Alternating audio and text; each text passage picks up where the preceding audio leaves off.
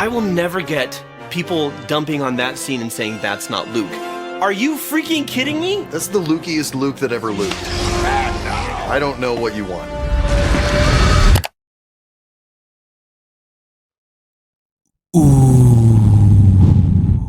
Hello, Daddy Gopher. Hello, Daddy Gopher. Hello, Daddy Gopher. Hello, Daddy Gopher. What is up, my children? What is the happenings? Alright, I'll admit it, I am a Star Wars fan. I mean, I'm sure you'd have no idea judging by how much footage I used of it last video. But I'm just a casual fan, though. It's not one of my favorite things or anything. No, siree.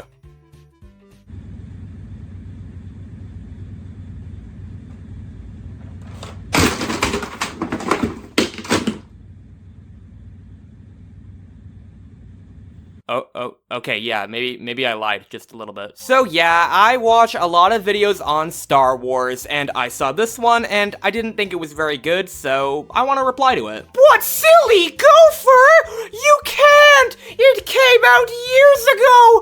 No! This was another Tupi and Binu situation where I saw this video right when it came out, and it took some time to sit with me before I knew where I stood on it. Cinema Therapy thinks Rian Johnson made a good decision by regressing Luke in The Last Jedi. I don't. And I also don't want to waste much time, so let's get straight into things. This clip essentially sums up their argument. So people crap all over Rian Johnson and his writing of The Last Jedi. And my question is always, what was he supposed to do with Luke, who had been hiding for, what, 5 years or more? Like, The Force Awakens set all of this up. The Force Awakens, like, this was what he was handed by J.J. Abrams. J.J. Abrams gave him a plate of crap.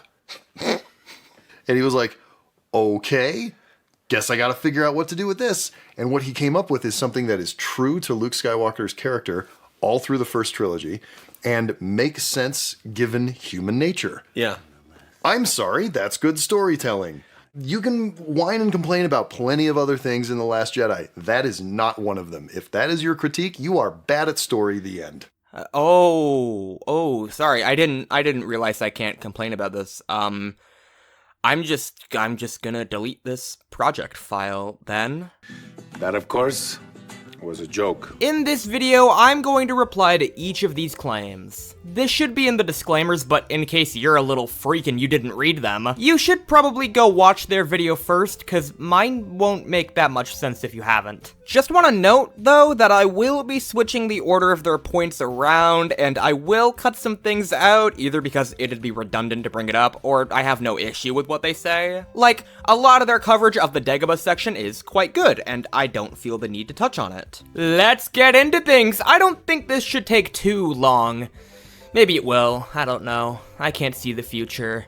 Today. The Luke of the original trilogy believed in what he now calls the deification and mythologizing of the Jedi Order. He believed in these almighty warriors and that he could be one. This acts on a fundamental misreading of Luke Skywalker's character and the mythology of the Jedi Order. Luke didn't actually care about being a Jedi at first. Luke dreamed of adventure as a kid, but that was mainly because he wanted to make a difference. He wanted to go to the Imperial Academy and work within the system. When Obi-Wan asked him to come to Alderaan and learn the Force, Luke rejected him. A large part of that was his uncle's influence, as Ben even points out, but even when Luke started becoming a Jedi, he majorly struggled. Luke never had a big idea of what the Order looked like. The biggest reason he wanted to be a Jedi was because his father was one, and he wanted to honor his memory.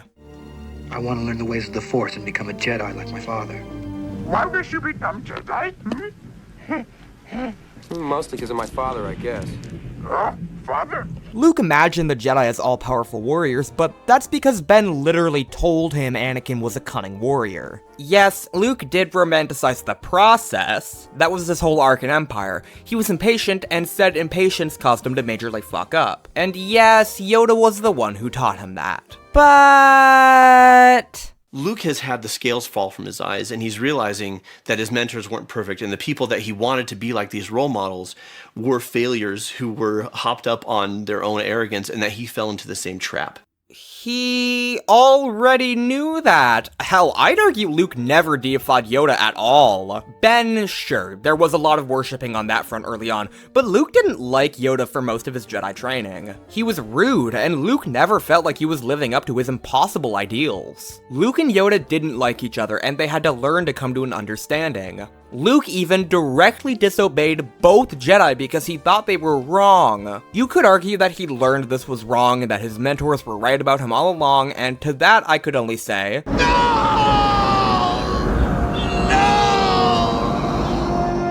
whatever idealism Luke had about the Jedi fell apart when he found out the truth. A lot of people missed the fact that Yoda and Ben were training Luke to kill Anakin. He's more machine now than man, twisted and evil.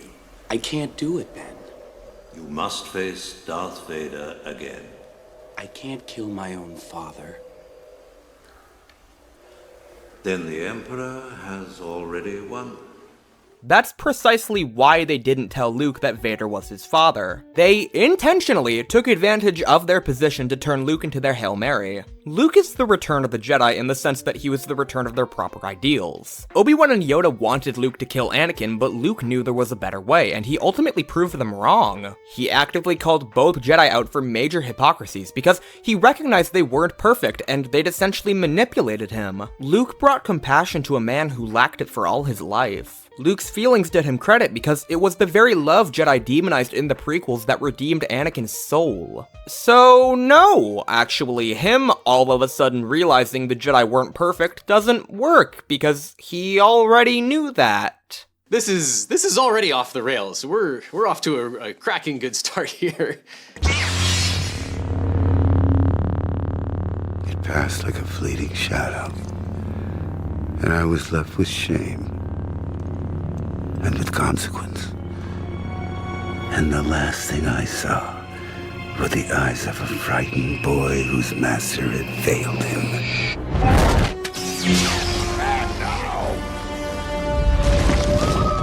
I will never get people dumping on that scene and saying that's not Luke. Are you freaking kidding me? That's the Lukiest Luke that ever Luked. I don't know what you want. Because you see it in Return of the Jedi. He's afraid for Leia, fires up his lightsaber, and people say, where's the Luke who was going to redeem Vader? Now he's just going to kill Kylo, he's just going to kill Ben? They seem to think that Luke's natural instinct is to tap into the dark side? No. The contexts of these two scenes are incredibly telling. The Emperor had been actively goading Luke for several hours on end with the very real danger that his friends would die. Palpatine had seen them coming, and as far as Luke knew, Leia and the others were actively taken prisoner and had failed. Luke didn't know they won until he flew away. Luke had been resisting the pull during the entire battle and only snapped when Vader pressed the idea that he'd kill Luke and take Leia instead, which again was entirely possible in Luke's mind given that the Empire literally had her in custody because of Palpatine's trap. And even in the decisive moment when Luke ends the fight, he just can't bring himself to kill Vader or Palpatine out of anger. It just isn't in his nature. In Last Jedi, Luke found out that Ben had been vaguely hurting people and that Snoke had started manipulating him. So his natural instinct right in the moment is to take his lightsaber out and kill him.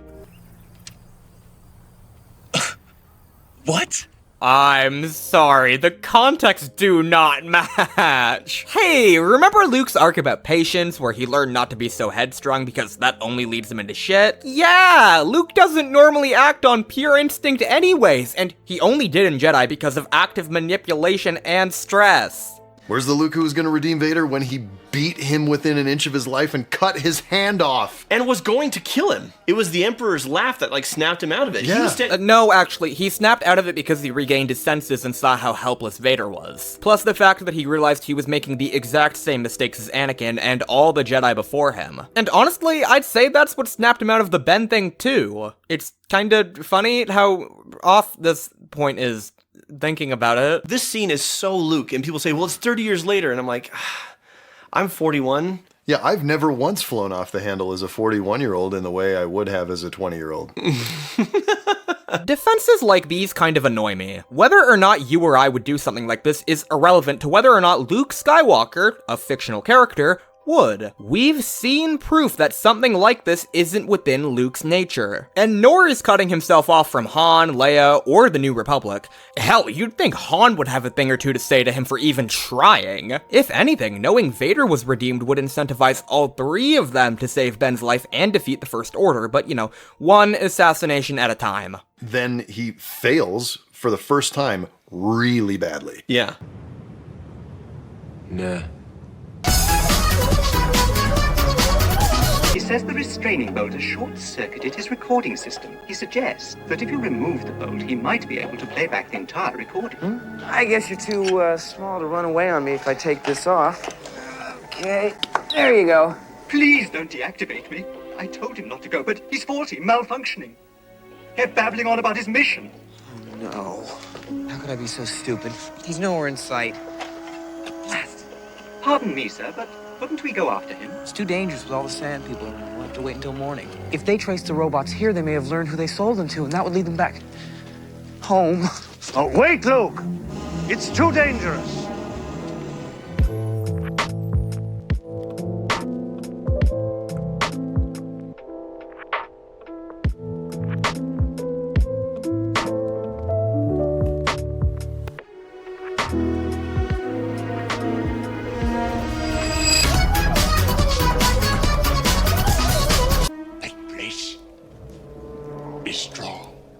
Dark side of the Force.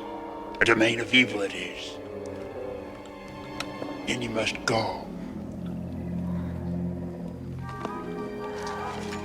Your weapons.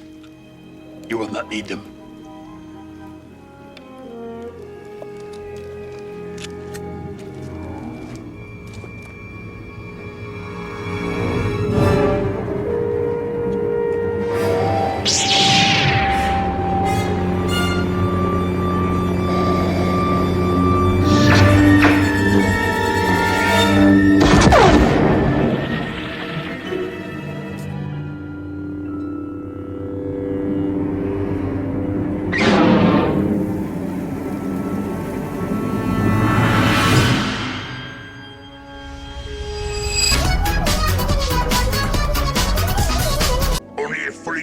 Jedi Knight, with the Force as his ally, will conquer Vader and his Emperor.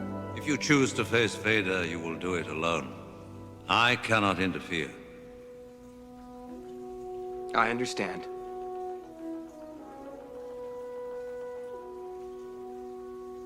R2, fire up the converters.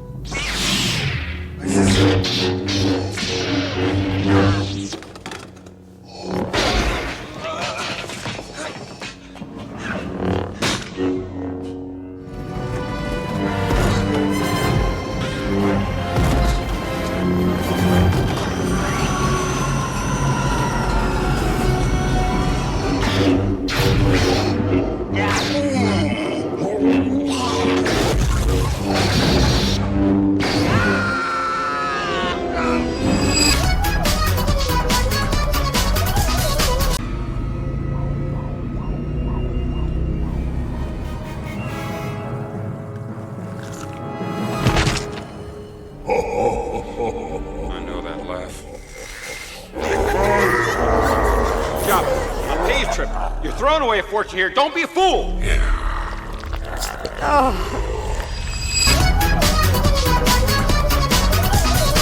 I see them. Wait, Leia!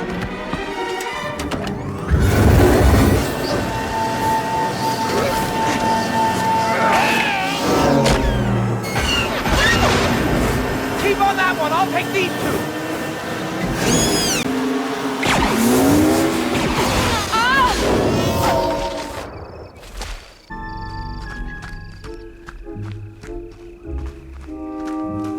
Where's Leia? What, she didn't come back? I thought she was with you. We got separated. Hey, we better go look for her.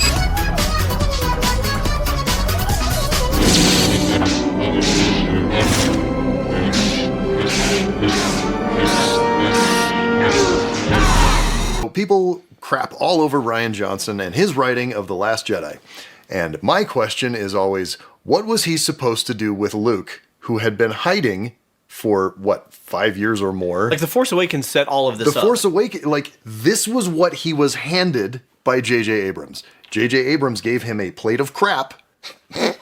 Two things to note here. The first being that this is a meta defense. I don't care whose fault it was. It doesn't change the fact that it's bad. And second, this is not true. The major issues being talked about are whether or not Luke attempting to kill Ben and giving up entirely was in character. Based on what Force Awakens established, none of this was absolute. And, in fact, the opposite was implied. Luke left pieces of a map all around the galaxy that led to his location, the First Jedi Temple. While I have my issues with this map as a device, this makes it clear that he wanted to be found when the time was right. The Last Jedi makes this impossible given he came here to just die. How does the damn map even exist then? If it wasn't him who made it, then who did? How was Luke the only person to have a record of the First Jedi Temple? Kylo mentions that they had their section from the old Imperial archive, so that must mean Palpatine knew where it was. And you know what? That actually makes sense to me. There were probably quite a few places the surviving Jedi went to after the Purge, and Palpatine would want to know about those. How don't they have this in several files? How can't the New Republic or the First Order access this in a damn library book? What Rian Johnson did was take a broken concept and make it so much worse. I don't envy his position, and I agree that JJ gave him a plate of crap, but it by no means absolves him of any of his writing choices, especially because the majority of the issues here were ones he created. What people miss when they say this isn't the Luke from the original trilogy. I almost had to think of Luke as another character. Maybe he's Jake Skywalker. He's not my Luke Skywalker. Luke doesn't say here that Ben can't be saved. He says, I can't save him. I can't save him. And then Leia thinks he's saying Ben can't be saved, and she says, I know he's really gone. And Luke's like, no one's ever really gone. He's just saying, like, I'm not the one to do it. Yeah. I agree with them that that was the intention, but I think that's dumb. I'm sorry. This final stretch of Luke's journey is poorly thought out. Luke has to learn not to let his failures define him. Whatever bad he's done, the children like Rey and Kylo still have time to grow beyond it. That's what Yoda was trying to teach him. Luke's mistake is that he's still giving up on Kylo without even trying. I mean, at best, all he does is apologize. I'm sorry. I'm sure you are. No shit, Kylo smacked that down. You barely even tried. And again, Luke is a person that knows reaching out to someone takes more considerable effort. And when Ben says, are you here to save my soul? If you're watching it for the first time, it feels like Luke is there to kick his ass and kill him. Yeah. Until you realize what's actually going on. Right. Which is that whole force projection scene, which people are like, oh, that's so dumb. I really wanted to see Luke in action. Like, let go of what you wanted. You wanted badass Luke doing badass things. Guys, I do not give a shit about mindless action. I care about his character arc, and his belief here undermines that at every turn. And I'm sorry, but what part of this isn't supposed to be spectacle? Rian Johnson was the one who set this up with the line, I'm gonna walk out with a laser sword and face down the whole First Order. He put that expectation in our minds and paid it up with a random bullshit force power. When I see Luke Skywalker walking out of a giant crater and brushing off the dirt on his shoulder, am I not supposed to think that was epic? And what, the last thing Luke does is humiliate his nephew before dying alone? This misunderstands the character even more. There's one line in the original trilogy that sticks in my mind every time I watch them. Help you again? Yes. I don't think so. I'm looking for a great warrior. Oh! Great warrior. Force not make one great. That's Luke's entire character. Luke was never a great warrior, and all those years he spent imagining himself taking down the whole Empire with his trusty laser sword and idealism was Luke denying who he was. The only reason Luke beat Vader was because he threw the fight. We see an Empire that Luke cannot hold his own against a Vader who locks the fuck in. Yoda says at our very first clip, a Jedi uses the Force for knowledge and defense, never attack. The fact is, except for the very end of Return of the Jedi, we have never seen that in the entire Star Wars series. We've seen Jedi attack, we've seen Jedi go to war and become generals and abandon their principles because they're supposed to be peacekeepers. We've seen Luke kick all sorts of ass. And here in Last Jedi, we see the true doctrine the true values of the Jedi. It's kind of funny how close they are to realizing what I'm trying to say here, but that's also plainly not true. Luke actively bargained with Jabba the whole opening of the film, and while I have major issues with his plan, the clear intent was that he didn't want to fight Jabba. He wanted to trade fairly to get Han so that nobody got hurt. The anti-war message Last Jedi has, as well as cinema therapy, is pretty misinformed given sometimes fighting is a necessity. The Resistance were not wrong to fight the First Order because they were doing it to stop injustice and suffering. They show Duel of the Fates as their example, and, like, what do you think the context there was? The ancient enemy of the Jedi, who went out of his way to try and run over a child and kill Qui-Gon, as well as actively threaten them with a lightsaber and try to stop the Queen from liberating her planet? Let's throw our lightsabers aside. No violence today! No, this fits the Jedi's doctrine just fine, actually. The Jedi aren't anti-violence, the Jedi are pro-peace. And unfortunately, that means they need to enact violence when it's necessary. Was Luke wrong to kill this stormtrooper? No, it was in self-defense. It's all about knowing when and how to strike, not refusing to strike. And what, Luke dies without hurting anyone so that the Resistance can go kill more people? Almost like that's inevitable, and to pretend otherwise would be childish? And I love that he finds his optimism again, but it's not this naive, youthful optimism of I can do anything. He knows he can't do everything, so he works within the limitations of reality. Limitations? What, you mean pulling random magic powers out of thin air just to contrive a final battle where Luke shows up and gives you fist-pumping action? Bro just stands there aura farming. If anything, he's playing into a much larger and more fantastical image of Luke than most fans ever imagined. It would have been amazing in a fist-pumping action movie type of way, but thematically, this is so much richer. No. As you journey from youth into adulthood, you're going to lose a lot of your optimism because life is going to beat it out of you. It is. The true power and the true challenge is to find it again, but have it be grounded and real. Great message, I loved how you phrase it, I just wish Last Jedi was a better movie. That's all I have for this video. It was time for Thomas to leave. He had seen everything. If you liked what you saw here and want to see more from me, check that out! And consider subscribing and clicking the notifications bell so that you can be notified whenever I post a new video. And check out Cinema Therapy too, they've got some great stuff on their channel. I actually surprisingly liked their Devil Wears Prada videos, and I don't even personally care for that film. Also check out their Anakin video for Star Wars content, that's pretty good. Link to all those can be found in the description. Yeah, follow me on my socials like Twitter, join the Discord, and be careful of Sammy the Giant Lizard. He's not as evil as we initially expected, but he's still really fucking sinister.